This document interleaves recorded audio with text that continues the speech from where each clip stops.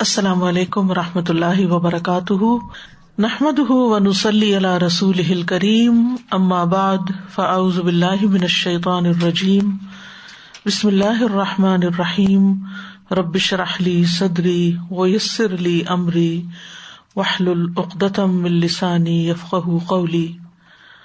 ہم نے جنت اور جہنم کے حالات پڑھے، تو آج ہم دیکھیں گے کہ جنت میں لے جانے والے اعمال کون سے ہیں۔ سب سے پہلی چیز ہے ایمانیات میں کلمہ توحید کا اقرار اور اسی پر خاتمہ۔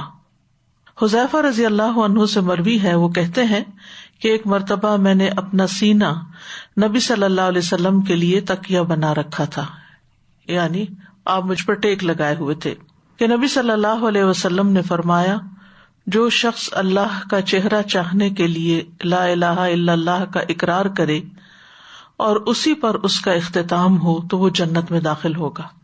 یعنی یہ سب سے پہلی اور اہم ترین شرط ہے کہ لا الہ الا اللہ کا اقرار کیا جائے اور مرتے وقت بھی اسی پر انسان کی موت آئے۔ سورۃ الفتح میں اللہ تعالیٰ فرماتے ہیں، لِيُدْخِلَ الْمُؤْمِنِينَ وَالْمُؤْمِنَاتِ جَنَّاتٍ تَجْرِي مِن تَحْتِهَا الْأَنْهَارُ خالدین فیہا ویکفر عنہم سیئاتہم وکان ذلک عند اللہ فوزا عظیما، تاکہ وہ مومن مردوں اور مومن عورتوں کو ان باغوں میں داخل کرے جن کے نیچے سے نہریں چلتی ہیں۔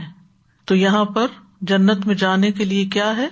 ایمان لانا ضروری ہے، ہمیشہ ان میں رہنے والے اور ان سے ان کی برائیاں دور کر دے، اور یہ ہمیشہ سے اللہ کے نزدیک بہت بڑی کامیابی ہے کہ کوئی شخص ایمان لائے اور پھر جنت میں داخل ہو جائے۔ اسی طرح سورۃ مریم میں اللہ سبحانہ وتعالیٰ ایمان کے ساتھ عمل صالح کی شرط بھی لگاتے ہیں جنت میں داخلے کے لیے، فرمایا إِلَّا مَن تَابَ وَآمَنَ وَعَمِلَ صَالِحًا فَأُولَئِكَ يَدْخُلُونَ الْجَنَّةَ وَلَا يُظْلَمُونَ شَيْئًا، مگر جس نے توبہ کی اور ایمان لایا اور نیک عمل کیا، یعنی پچھلے گناہوں سے توبہ کی، کفر سے، شرک سے، نفاق سے، کبیرہ گناہوں سے، اور ایمان لا کر نیک کام کیے، تو یہ لوگ جنت میں داخل ہوں گے اور ان پر کچھ ظلم نہ کیا جائے گا۔ اسی طرح جنت میں داخلے کے لیے اللہ کا تقوی ضروری ہے۔ سورۃ مریم میں فرمایا، تِلْكَ الْجَنَّةُ الَّتِي نُورِثُ مِنْ عِبَادِنَا مَنْ كَانَ تَقِيًّا، یہ ہے وہ جنت جس کا وارث ہم اپنے بندوں میں سے اسے بناتے ہیں جو متقی ہو، جس کے اندر تقویٰ ہو، اللہ کا ڈر ہو، اور اللہ کے ڈر کی وجہ سے وہ نیک اعمال کرے اور برے اعمال سے بچے۔ اللہ کے ڈر کے بارے میں سورۃ النازعات میں اللہ تعالیٰ فرماتے ہیں، وَأَمَّا مَنْ خَافَ مَقَامَ رَبِّهِ وَنَهَى النَّفْسَ عَنِ الْهَوَىٰ فَإِنَّ الْجَنَّةَ هِيَ الْمَأْوَىٰ، اور رہا وہ جو اپنے رب کے سامنے کھڑے ہونے سے ڈر گیا کہ ایک دن اللہ کے سامنے جا کے کھڑے ہونا ہے، مجھ سے میرے اعمال کے بارے میں پوچھا جائے گا، حساب لیا جائے گا، تو میں کیا جواب دوں گا۔ اور اس نے نفس کو خواہش سے روک لیا، یعنی دنیا میں اللہ کی مرضی کے مطابق رہا، نہ کہ اپنی ذاتی خواہش کے مطابق، تو بے شک جنت ہی اس کا ٹھکانہ ہے۔ پھر اسی طرح اللہ کے سامنے عاجزی اختیار کرنا، جھک کے رہنا۔ سورۃ ہود میں فرمایا، ان الذین آمنوا وعملوا الصالحات واخبتوا الى ربهم اولئک اصحاب الجنة هم فیها خالدون، بے شک جو لوگ ایمان لائے اور انہوں نے نیک اعمال کیے اور اپنے رب کی طرف عاجزی کی، یعنی ہمبل بن کے رہے، جھکے رہے، اطاعت کرتے رہے، وہی جنت والے ہیں، وہ اس میں ہمیشہ رہنے والے ہیں۔ پھر اسی طرح نبی صلی اللہ علیہ وسلم کی اطاعت بھی ضروری ہے۔ آپ پر ایمان لانا اور آپ کی اطاعت کرنا. صحیح بخاری میں آتا ہے من اطاعنی دخل الجنہ. نبی صلی اللہ علیہ وسلم نے فرمایا جس نے میری اطاعت کی تو وہ جنت میں داخل ہوگا. اسی طرح ایمان لانے میں فرشتوں پر ایمان، کتابوں پر ایمان، سارے رسولوں پر ایمان اور آخرت پر ایمان، تقدیر پر ایمان لانا ضروری ہے. اس ایمان کے بغیر کوئی شخص جنت میں داخل نہیں ہو سکتا. ایمان کے بعد عمل صالح ضروری ہے، اور عمل صالح میں سب سے پہلے عبادات کی پابندی. رسول اللہ صلی اللہ علیہ وسلم نے فرمایا جو شخص اللہ اور اس کے رسول پر ایمان لائے اور نماز قائم کرے اور رمضان کے روزے رکھے تو اللہ پر حق ہے کہ وہ اسے جنت میں داخل کرے. 5 نمازوں کی حفاظت. رسول اللہ صلی اللہ علیہ وسلم نے فرمایا اللہ تبارک و تعالیٰ نے اپنے بندوں پر 5 نمازیں فرض کر دی ہیں. جو شخص انہیں اس طرح ادا کرے کہ ان میں سے کسی چیز کو ضائع نہ کرے اور نہ ان کا حق معمولی سمجھے، یعنی پورے رکوع اور سجود کرے، طہارت پراپر کرے، تو اللہ تبارک و تعالیٰ کا وعدہ ہے کہ اسے جنت میں داخل کرے. اور جو انہیں اس طرح ادا نہ کرے گا، یعنی نماز تو پڑھ رہا ہے لیکن وقت پہ نہیں پڑھ رہا، یا وضو پراپر نہیں کیا، یا سطر کا اہتمام نہیں کیا، یا قبلہ رخ نہیں ہوا، یا اور شرائط کو پورا نہیں کیا، تو پھر اللہ کا اس سے کوئی وعدہ نہیں، چاہے تو سزا دے چاہے تو بخش دے. تو اس لیے صرف نماز پڑھنا کافی نہیں، اس کے لیے ضروری ہے کہ اس کو شرائط اور آداب کے ساتھ ادا کیا جائے. ایک دن میں 12 رکعت سنت نماز ادا کرنے والے کے لیے بھی جنت میں محل کی خوشخبری ہے. نبی صلی اللہ علیہ وسلم نے فرمایا جو شخص ہمیشہ 12 رکعت پڑھے گا، من ثابر علی، یعنی یہ نہیں ایک دن پڑھ لیے، من ثابر علی 12 رکعتا، جو شخص ہمیشہ 12 رکعت سنت پڑھے تو اللہ عز و جل اس شخص کے لیے جنت میں گھر بنائے گا. ظہر کے فرض سے قبل 4، ظہر کے فرض کے بعد 2، مغرب کے فرض کے بعد 2، عشاء کے فرض کے بعد 2، اور فجر کے فرض سے پہلے 2 رکعت. اس طرح ٹوٹل 12 سنت ہو گئی. انہیں سنن رواتب بھی کہا جاتا ہے. یہ فرائض کے علاوہ ہے، فرض نماز کے علاوہ. پھر صبح شام مسجد میں حاضری. نبی صلی اللہ علیہ وسلم نے فرمایا جو شخص صبح اور شام مسجد میں جاتا ہے اللہ تعالیٰ جنت میں اس کی مہمانی کا سامان کرے گا. وہ صبح شام جب بھی مسجد جائے گا. پھر روزے کی حالت میں خاتمہ ہونا.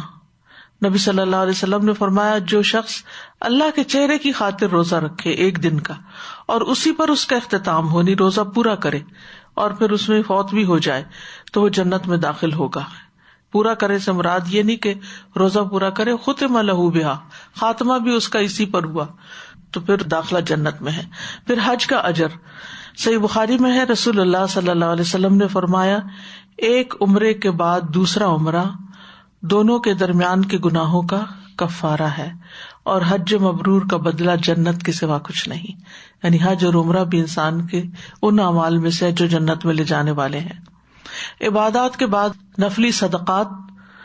نبی صلی اللہ علیہ وسلم نے فرمایا جو شخص اللہ کا چہرہ چاہنے کے لیے صدقہ کرے، یعنی کسی پہ احسان نہ جتائے اور بد دلی سے نہ کرے بلکہ خوشی سے کرے، اور اسی پر اس کا اختتام ہو، یعنی آخر دم تک اس نے ریاکاری نہیں کی اور جب بھی خرچ کیا چاہے سالوں سال گزر گئے کبھی بھی اس نے اس کو نہیں جتایا تو وہ جنت میں داخل ہوگا. پھر رسول اللہ صلی اللہ علیہ وسلم نے فرمایا 40 خصلتیں جن میں سے سب سے اعلیٰ و ارفع دودھ دینے والی بکری کا ہدیہ کرنا ہے ایسی ہیں کہ جو شخص ان میں سے ایک خصلت پر بھی عامل ہوگا ثواب کی نیت سے اور اللہ کے وعدے کو سچا سمجھتے ہوئے تو اللہ اس کی وجہ سے اسے جنت میں داخل کرے گا. یعنی انسان دوسرے انسانوں کی ضروریات پوری کرے. ان میں سے ایک ضرورت کیا ہے کہ دودھ دینے والی بکری کا صدقہ کرنا، اور وہ گائے بھی ہو سکتی، بھینس بھی ہو سکتی، یعنی وہ خرید کر کسی غریب فیملی کو انسان دے دے کہ جو اس سے اپنا پیٹ بھر سکے، ان کے بچے پی سکیں.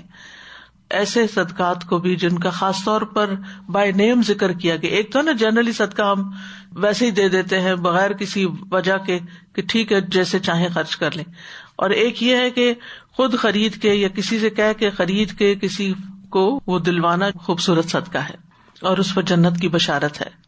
پھر معاملات میں سب سے اہم صلہ رحمی ہے، رشتہ داروں کے ساتھ اچھا سلوک رکھنا ہے. ابو ایوب کہتے ہیں ایک آدمی نے نبی صلی اللہ علیہ وسلم کی خدمت میں حاضر ہو کر عرض کیا کہ مجھے ایسا عمل بتا دیجیے جو مجھے جنت کے قریب اور جہنم سے دور کر دے. آپ نے فرمایا اللہ کی عبادت کرو، اس کے ساتھ کسی کو شریک نہ کرو، نماز قائم کرو، زکوٰۃ ادا کرو اور اپنے رشتہ داروں سے صلہ رحمی کرو، یعنی ان کے حقوق ادا کرتے رہو، ان سے جڑے رہو، ان سے تعلق قائم رکھو. اور ان میں خاص طور پر سب سے پہلا حق جس کا ہے وہ ہے والدین سے نیکی کرنا. حضرت عائشہ کہتی ہیں کہ رسول اللہ صلی اللہ علیہ وسلم نے فرمایا، میں سویا تو میں نے خواب میں اپنے آپ کو جنت میں دیکھا، تو میں نے وہاں ایک قاری کی تلاوت کی آواز سنی. میں نے پوچھا یہ کون ہے؟ مجھے بتایا گیا یہ حارثہ بن نعمان ہے. رسول اللہ صلی اللہ علیہ وسلم نے ان سے کہا یہی نیکی ہے، یہی نیکی ہے. اور وہ کیا تھی؟ وہ لوگوں میں سے اپنی والدہ کے ساتھ بہت زیادہ حسن سلوک کرنے والے تھے، یعنی والدین اور والدین میں سے بھی والدہ، اس کے ساتھ حسن سلوک کرنا، اس کا خیال رکھنا، اس کی ضروریات پوری کرنا، اس کا دل خوش کرنا، زندہ ہوں تب بھی اور اگر کوئی فوت ہو جائے تو مرنے کے بعد بھی ان کے لیے صدقہ خیرات کرنا. یہ ایسی نیکی ہے جو انسان کو جنت میں لے جانے والی ہے. کیونکہ جب تک زندہ ہوتے ہیں ہم بعض اوقات ان کا خیال رکھنے کو حسن سلوک سمجھتے ہیں، جب وہ فوت ہو جاتے ہیں تو ہم ان کو بھول جاتے ہیں. نہیں، ان کے لیے لازم کر لینی چاہیے دعا بھی اور صدقہ بھی، جو ریگولر بیسس پر ہو. پھر اسی طرح عام لوگوں کے ساتھ تعلق اچھا کیسے ہو؟ ان کو وہ دینا جو خود کو پسند ہو، یعنی اپنی پسندیدہ چیزوں میں سے دوسروں کو دینا. رسول اللہ صلی اللہ علیہ وسلم نے فرمایا، تم میں سے جو شخص یہ چاہتا ہے کہ اسے جہنم کی آگ سے بچا لیا جائے اور وہ جنت میں داخل ہو جائے، تو اسے اس حال میں موت آنی چاہیے کہ وہ اللہ اور یوم آخرت پر ایمان رکھتا ہو، اور لوگوں کو وہ دے جو خود لینا پسند کرے، یعنی اوروں کے لیے بھی وہی چیز پسند کرے جو اپنے لیے پسند کرتا ہے. جب کسی کے ساتھ انسان معاملہ کرنے لگے تو سوچے کہ کیا میں اپنے لیے یہ پسند کروں گا جو میں دوسرے کے لیے کر رہا ہوں. پھر کھانا کھلانا اور عمدہ کلام کرنا. ہانی بن یزید کہتے ہیں، میں نے کہا اللہ کے رسول صلی اللہ علیہ وسلم کون سی چیز جنت کو واجب کرتی ہے؟ واجب کا مطلب یہ کہ لازم ہو جاتی.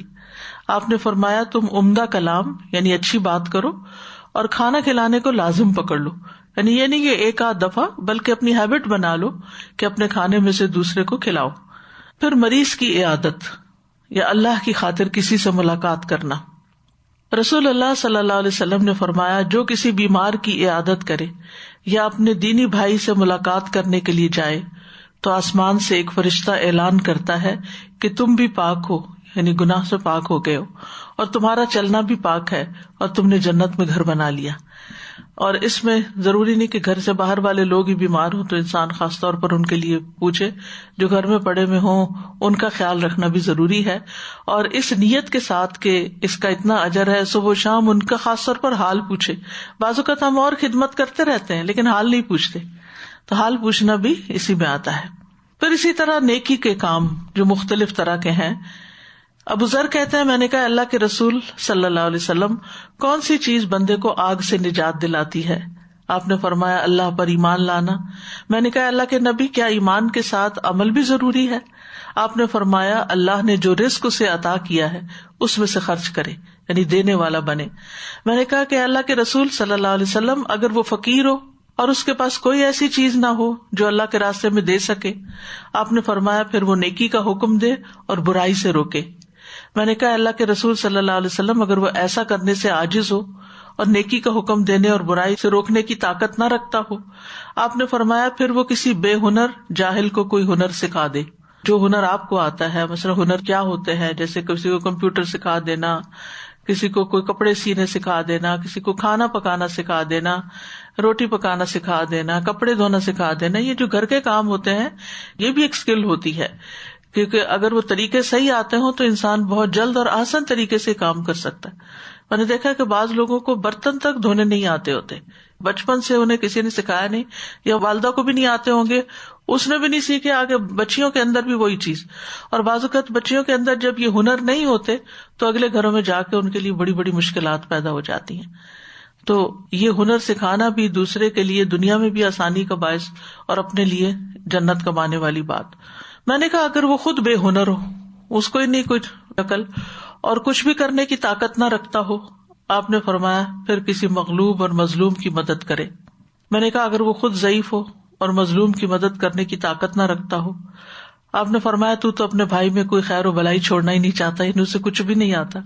تو ایسے کمزور انسان کو چاہیے کہ وہ لوگوں کو تکلیف نہ دے، پھر یعنی کچھ نہیں کر سکتا تو کسی کو ہرٹ نہ کرے. میں نے کہا اللہ کے رسول صلی اللہ علیہ وسلم جب کوئی آدمی یہ عمل کرے گا تو وہ جنت میں داخل ہو جائے گا.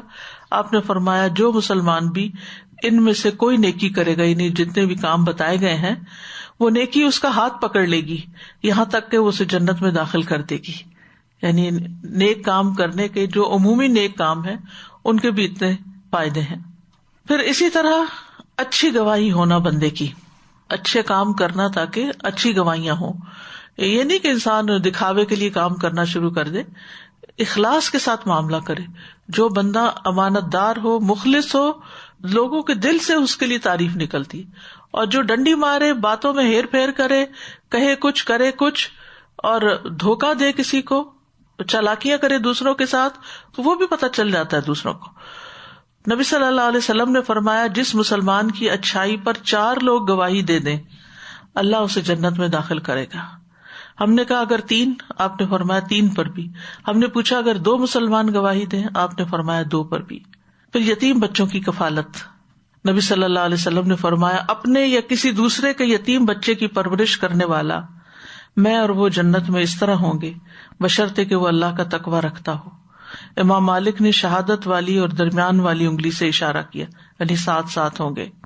پھر اسی طرح اخلاقیات، 6 صفات کا ہونا. نبی صلی اللہ علیہ وسلم نے فرمایا مجھے 6 چیزوں کی ضمانت دو، میں تمہیں جنت کی ضمانت دیتا ہوں. بات کرو تو سچ بولو، وعدہ کرو تو پورا کرو، جب امین بنایا جائے تو امانت کا حق ادا کرو، اپنی شرمگاہوں کی حفاظت کرو، اپنی نظروں کو جھکا کر رکھو اور اپنے ہاتھ روک لو. بات میں سچائی، وعدہ پورا، امانت میں خیانت نہیں، شرم و حیا، نگاہیں جھکانا اور اپنے ہاتھ روک لینا یعنی غلط کاموں سے. اور ان میں خاص طور پر جو نیک عمل ہے وہ زبان کی حفاظت ہے. ابو ہریرہ کہتے ہیں ایک آدمی نے عرض کیا یا رسول اللہ صلی اللہ علیہ وسلم فلاں عورت نماز، روزہ، صدقہ کی کمی میں مشہور ہے. کمی سے مراد یہ نہیں کہ وہ فرائض نہیں ادا کرتی، یعنی فرض پورے کر لیتی ہے، صرف پنیر کے چند ٹکڑے صدقہ کرتی ہے، لیکن اپنی زبان سے پڑوسیوں کو نہیں ستاتی، یعنی کسی کو دکھ نہیں دیتی. آپ نے فرمایا وہ جنتی ہے. یعنی اگر کوئی عورت اپنی نمازیں پوری کرتی ہے، اپنے فرائض پورے کرتی ہے، اور اس کے ساتھ ساتھ صدقہ خیرات بھی جتنی اس کی ہمت توفیق ہے، ظاہر ہے ہر ایک کے پاس بہت کچھ نہیں ہوتا دینے کو، لیکن کچھ نہ کچھ جو بھی ہے وہ دیتی ہے، تو ایسی عورت بھی جنت میں جائے گی. لیکن اس کے برعکس وہ عورت جو نماز، روزہ، نفل بھی اور فرض بھی کرے لیکن اپنی زبان سے دوسروں کو تکلیف دے تو وہ جہنمی ہے. اچھی گفتگو جو ہے، کسی کے ساتھ بھی اچھے طریقے سے بات کرنا، جس میں نہ کسی کا مذاق اڑایا گیا ہو، نہ کسی کو بلیٹل کیا گیا ہو، نہ کسی کو تانا دیا گیا ہو، نہ کسی کے عیب چن چن کے اس کو بتائے گئے ہوں، تو عمدہ طریقے سے بات کرنا جو ہے یہ بھی جنت میں لے جانے والی چیزوں میں سے ہے. نبی صلی اللہ علیہ وسلم نے فرمایا سلام پھیلاؤ، اچھی گفتگو کرو، صلہ رحمی کرو، اور راتوں کو جب لوگ سو رہے ہوں تو تم قیام کرو، تم سلامتی کے ساتھ جنت میں داخل ہو جاؤ گے.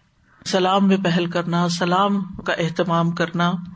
اور اس میں آپ دیکھیے ایک تو ہم جس سے ملاقات کرتے ہیں حقیقی طور پر اس کو سلام کرتے ہیں، کسی مجلس میں آتے ہیں یا گھر کے اندر جب حقیقی ملاقات ہوتی ہے، اور ایک مانوی ہوتی ہے جو کہ فون پہ ہو سکتی ہے، واٹس ایپ پہ ہو سکتی ہے، لکھ کے ہو سکتی ہے.